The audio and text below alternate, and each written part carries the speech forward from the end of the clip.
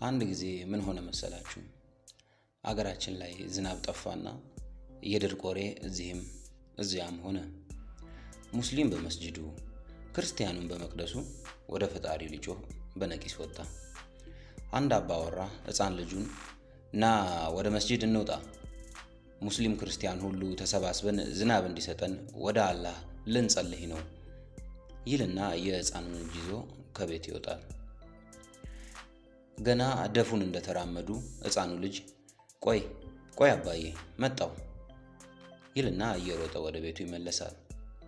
ወደ መስጂድ ለመሄድ የተቻኮለው አባት ምን ፈልጎ ነው እያለ በሩን ያያል።